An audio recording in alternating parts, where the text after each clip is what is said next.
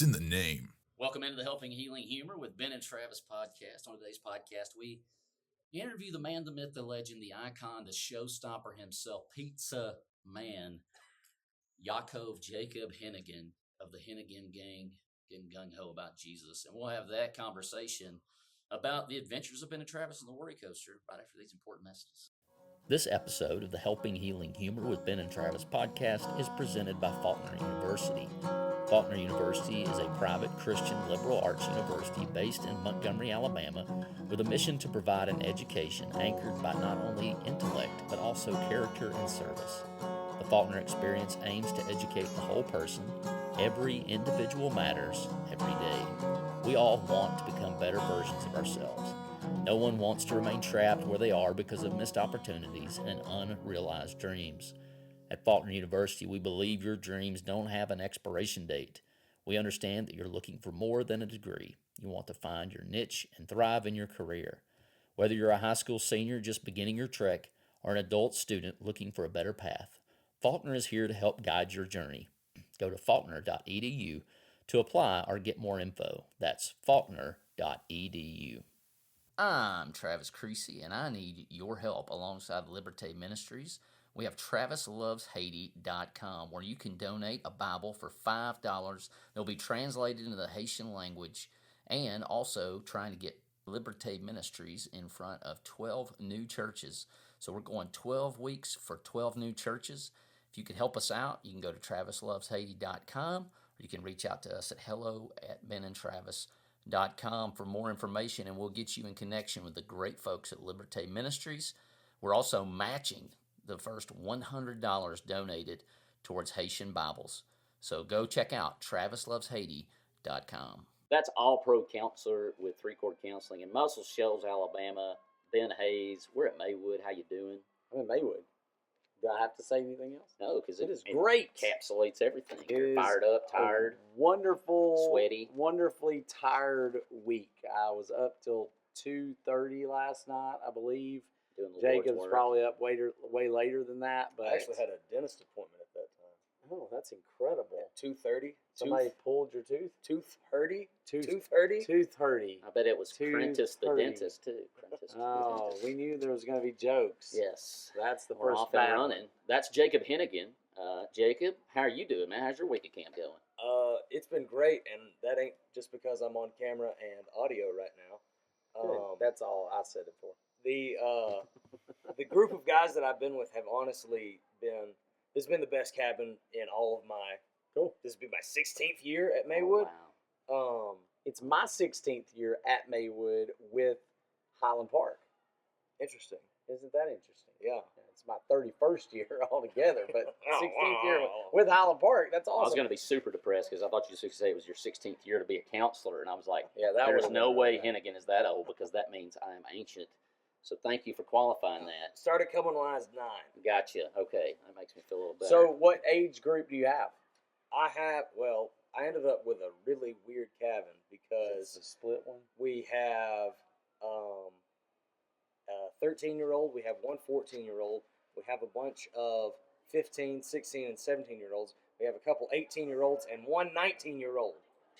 That's a really odd mixture of people. So, yes.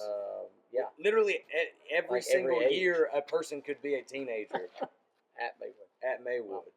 So Jacob is, as you've probably seen, as we've advertised and put out there, many of you have already pre-ordered The Adventures of Ben and Travis and the Worry Coaster. And let me just say thank you because you are greasing the wheels to keep this thing rolling. But Jacob Hennigan, like I said, we've known him for a long time, and he is our illustrator. Is that the right word? For yes. a children's book. Illustrator, artist. Yes, and he is absolutely tearing it up for Jesus. And you've seen some of that. We put out some of the stuff, some previews, and so we just want to bring him on and interview him and maybe talk a little bit about, your history into getting into art. Sure, I think absolutely. most artists figure out kind of early on that that's something they at least like to do. But give us a little background about how you got to where you are, and you're not just an artist. You write music and all kinds of good stuff. So. I don't know if I would advertise that, but tell some really bad jokes occasionally. I do that too. I always knew I wanted to draw for a living, which, I mean, most kids, they're drawing as soon as they can hold a pencil right. Mm-hmm.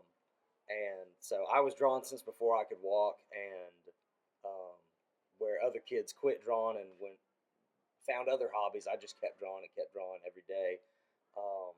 And I always knew I wanted to make a living at it, and then I got really into storytelling. Like I would actually make kids' books when I was a kid. I would like draw the pictures and tell my mom what to write down before I knew how to write. That's awesome. And so that's always been part of my thing. Is I love drawing and I love telling stories, and something like a children's book, a children's picture book, is the perfect combination of that. Which ideally I want to make a living making comic books. That is the dream, is to make a living making comic books. But in the meantime, making Ben and Travis books, that ain't no bad deal either. Let's go. Let's go. It's a close second, okay? It's a close second to the comic books. And your comic book skills are incredible. So, you know, if somebody out there is listening to this that's in that realm, you need to look up his stuff. It's really good. Where can they get that, Jacob? Go ahead and plug it away. Let's go. You can find me on Instagram at Jacob_Hennigan_art. It's a red rooster logo. I should have worn my shirt. Yeah. It's a red rooster is the logo. Or you can find me online at JacobHenniganArt.com. All right. Yeah. And the same thing, BenandTravis.com/books. You can pre-order The Adventures of Ben and Travis and the Worry Coaster. And I was introduced to your art, I think, by and I may describe this wrong, the Elvis zombie art that you had done. And at that moment, I was like, we've got to like incorporate this guy into something we're doing, Ben and Travis. I think maybe that was pre-children's book idea, or maybe kind of right at the beginning. But from that very moment, I was like, this is a guy we got to work with in some capacity. I distinctly remember showing you the Apocalypse Elvis, the zombie Elvis stuff, because I just thought you would love it. But also at the same time, correct. Us always saying for years and years, like, oh, we gotta you'll make a Ben and Travis T-shirt, or you need to do a Ben and Travis this or a Ben and Travis that, and that just always constantly that idea rolling around every time we see each other at Maywood. And then only recently it became a children's book, and then even more recently, it's finally getting off the ground, which I'm so glad of. Yes. And I'm glad that I'm in a position right now where I can sink time into it. Yeah, yeah.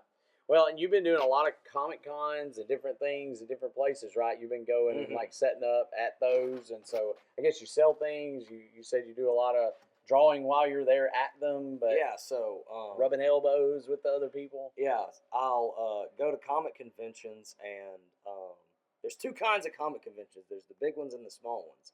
And at the big ones, I pay a bunch of money for a table to set up and sell books or art prints or do commissions or whatever. And I never make back my money for traveling and staying at a hotel or wherever and the table. But at the big ones, you get to rub elbows with the big shots, like you were saying. And so those are for networking. Networking. Yes. And then at the small ones is where you actually make your money. The best day of a Comic-Con I ever had was at the Tupelo, Mississippi flea market and furniture store. It was the dingiest, sweatiest little warehouse I've ever been in my life. And flea markets for a reason. I was one of the only actual comic artists there. Everyone else was like selling buttons and stickers. And I was one of the only people that was actually selling art and making art, because I'll sit at the table, and if someone comes up to me and says, hey, I want you to draw me a picture of this superhero that I loved when I was a kid back in 1974 that nobody really thinks about anymore, I will draw you a picture of that exact superhero doing whatever you want me to do. And awesome. So people were coming up to me and giving me commissions, and I was drawing video game characters and superheroes, and I drew a koala with a machine gun. But I was just making money hand over fist all day, and I got to meet Butterbean, Oh, wow. Butterbean. Alabama's proudest son, That's Butterbean. right. Yeah, Tupelo, baby. Yeah. Tupelo, Mississippi. That sounds like an incredible time, and I Yeah. feel like I need to be your roadie or something, so that I can go see those wonderful places and their awkwardness that is just another level, but wonderful awkwardness. I feel like you and I may spend a lot of time in that and kind of wallow in it to some degree. The awkwardness, it's kind of fun, but. I've seen even at CYC, you were with us. We bring you up on stage, and you are, in my mind, the quintessential pizza man. Legendary. You have a video from the old Solomon's Porch, which is now vintage, on our TikTok that's got almost 50,000 views of you doing Pizza Man right here at Maywood. And like every day I get a notification that someone else has added it to their favorites on TikTok. It's wild how many people love and all the Pizza times Man. we've tried to get people to watch our videos and they won't watch them, but you get Jacob Hennigan on there with his They come in cowboy for hat Pizza Man, they see everything goatee. else, and they're like, well, it's not quite a follow worthy, but I'll slap that favorite on there, and we'll take it. We'll take it. We'll take it. It's a beautiful thing. Well, So I can't claim writing the song. People that come up to me and think that I wrote it, that's an old song. Yeah, I just happened to be Yeah. the one to introduce it to Maywood you Week just 4. perfected you it. just take it to another level. You didn't write it. But Jerry you Holder's great at perfected doing it. that song. Yeah, But absolutely. wow, let me tell you, you just take it to another level. Then you have the cowboy hat on at CYC, and then it was on. The belt buckle. Because it was blue like, jeans. People knew Ben and Icon. Travis. And then we were like, and you could come see the Pizza Man or Jacob Hennigan at our table. And it was like, boom. I mean, everybody was there. They were looking at your stuff. It was a really cool weekend in February. And of course, we hope to keep the ball rolling there. The instant legend. Hey folks, on August 24th, join us at the Marriott Shoals Conference Center for the 2024 Heritage event, sponsored by Heritage Christian University. This year, we're proud to have Ricky Skaggs and Kentucky Thunder headlining. Experience an incredible evening of bluegrass music while supporting a great cause. All proceeds are used to prepare students for thriving ministries worldwide.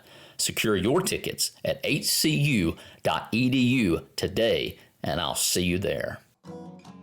What are some things? We obviously have our goal in mind, and I've been kind of hands off on the creative, doing more of the marketing that you're talking about. Mm-hmm. But kind of you guys talk about, maybe even so far in the previews, like your expectation of what it would look like and how close, or in my mind, he's blown it out of the water of what I was expecting. When you sent us that cover, I was like, wow, I mean, that pops. And, the biggest compliment Jacob can receive in my universe is if my wife is like, that's really good. She don't deal out that stuff, at least to me. So what do you guys think? It was kind of your idea, your thought, and now that he's putting it into something you can see, it's pretty impressive. Well, I'd say, yes. I kept thinking, okay, we could write this book, and then, we might can illustrate it. And I'm like you. I was the kid that grew up doodling. I drew comic characters. I did all kinds of stuff. And I still love to kind of mess around a little bit. My kids think I'm a really great artist, and I'm like, no, you really should meet Jacob.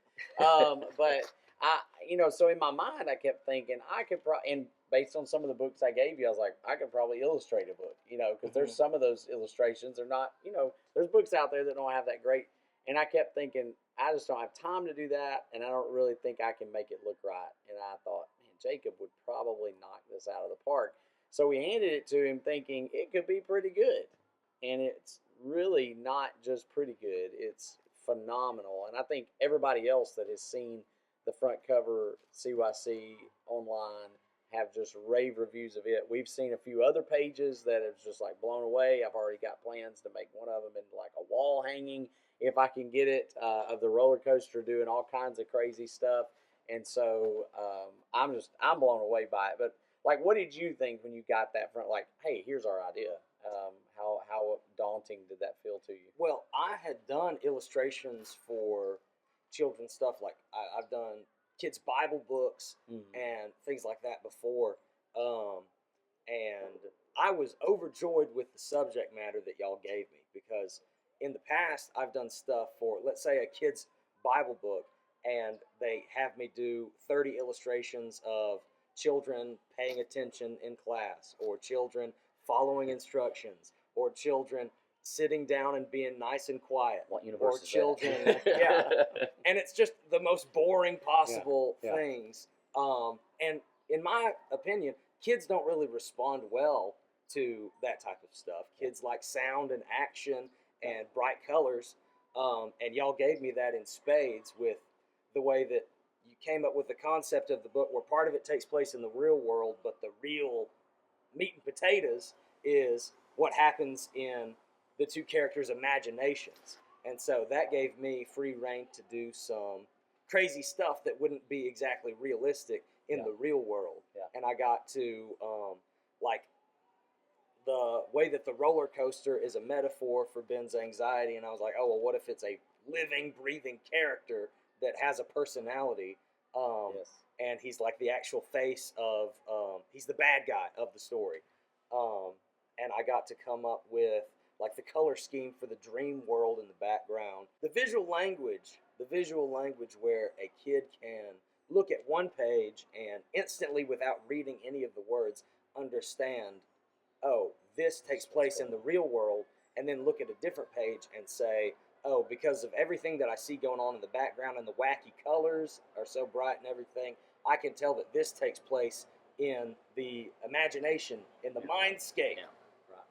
Well, I remember when we were in our meetings talking about if we wanted to do this or not, that we were really, and I'm sure Ben was right there with us, on that same page of the roller coaster is alive. It's juicy. It's coming out of the page and really kind of enforces the feeling. Not that we want to scare anybody, but that feeling, you get it. Like you get the feeling you're in there with the characters like, oh, I've felt that before. Maybe not about roller coasters or whatever, but that was really neat when that kind of clicked and it was like, oh, we're kind of already on the same page with this. Of course, I tend to give God the credit for stuff like that he works those things out. So kind of as we wrap up, I know this is a subject we could go on about.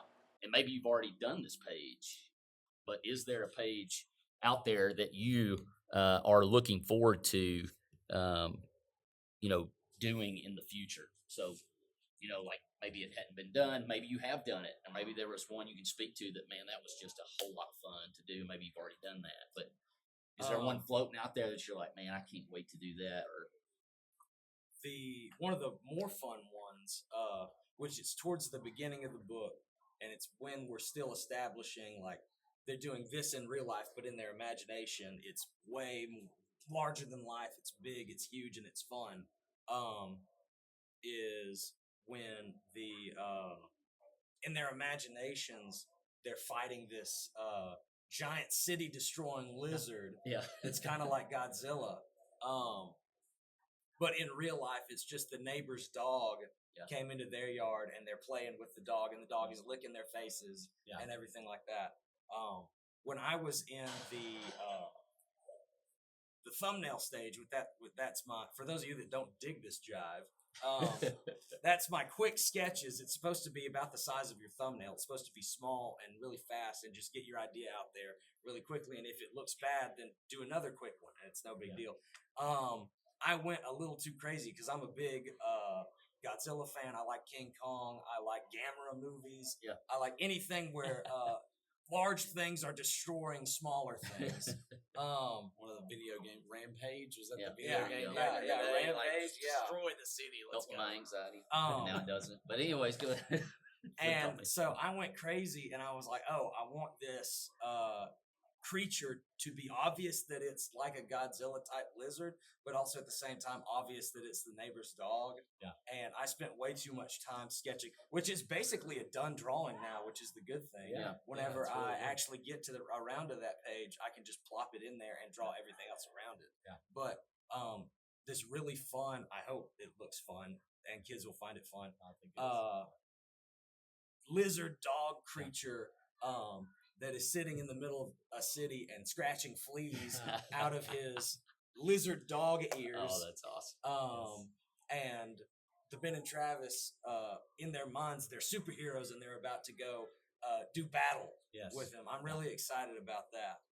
Yeah, and there's a lot of things. Like, there's a lot of things in the story that are similar to what Travis and I did. There's a lot of things that are, of course, played up a little bit, a little bit more. But I mean, we had big imaginations. We could turn a baseball bat into anything. That was one of the things we threw at you. Like a baseball bat could be a bazooka, a sword, a lightsaber, whatever you want it to be. And so the bat plays kind of a role in the whole book too, because you see it being those different things in the real world, and then seeing that we're holding something else in the fake world. So it's kind of a really cool play. It's an actual on bat pictures. Because BAT, it's in the name. But I didn't even think about that till you were just talking about it. But hey, it works. It works. But a really cool play. We have play on words, but play on the pictures too. Of just here's kind of how we did life as kids and dealt with things. And I think in a world where we sometimes worry about do kids have the imagination they used to? Because now you can watch anything you want. You can go online and Minecraft and create anything you want. And sometimes I'm like, man, I could have done damage on Minecraft back in the day because we played Legos all the time. And so I think there's still a lot of kids with creativity, and they're still doing those. It just comes out in different ways. But that was just the way we lived our life. So hopefully it's kind of a fun thing for them to go through. And I think for you, I think your story is one that encourages kids to, hey, keep being creative. Absolutely. Keep drawing, keep making music, keep doing those things, because that's a really good part of life. We would love for you to join in on the adventure. We've had well over 100, approaching, I think, around 200 pre-orders, and that can still be done at our website. Like I mentioned, benandtravis.com/books. That link will be in the description. We've got t-shirts, we've got stickers, we got the producer level, which is the highest level, and you'll get more audio like this. Hope that excites you, where we do the audio book, and you get that. You get an autographed copy. You get it before anyone else. You get a t-shirt, or you can sign up for the supporter level, and you're going to get that book as soon as we can get it to you with a nice autograph in it as well. But Jacob, we appreciate you taking time to be with us here at Maywood. It's Friday of Maywood. Friday of Maywood. And in some ways it is zoomed by. In others, I can't wait to sleep in my own bed. So it's a win-win. Amen. But Jacob, anything else you'd like to share about it? Plug your stuff again. One thing which I hope this isn't revealing too much, because in my art, I put a couple little Easter eggs for people to find that I don't really tell them about. But you're about to tell them about I'm about to tell. I like it. One little Easter egg. You're saying BAT, it's in the name. On Ben's character, with the glasses and the hair, y'all both have dark hair. And so with Ben's hair, I colored it all black except for a little highlight on the side and a highlight on top. That highlight on the side, I'm trying to, every single time you see that, it is in the shape of a Ben and Travis bat. Nice. Sometimes it's a little distorted. Sometimes it looks a little wacky, but it's just most of the time it's a Ben and Travis bat. Right That's there why on you're the the side man. of his head. That's why you're the man. I'm excited. It's the details, people. Awesome. It's the It details. really is. If there's some way, some information you like more, or like you want to support even more this venture, we'd love to hear from you. You can hit us up at hello@benandtravis.com. If you don't do that, one quick way you can get the message out is to share this episode on whatever your favorite platform is, or share them on all the platforms so that we can get this message out to folks who obviously need it. And if nothing else, the most powerful thing you can do is pray for this venture. Jacob, once again, thanks for being with us. Absolutely. Thanks for having me on the podcast, and thanks for making me part of this book.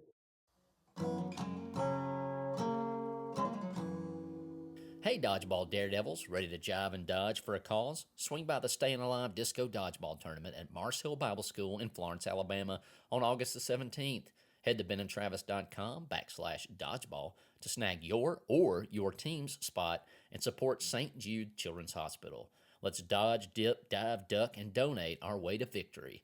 It's going to be a blast, so don't miss out. Sponsorships are now available. For more information, email hello@benandtravis.com. Thanks for being with us for this episode of the Helping Healing Humor podcast.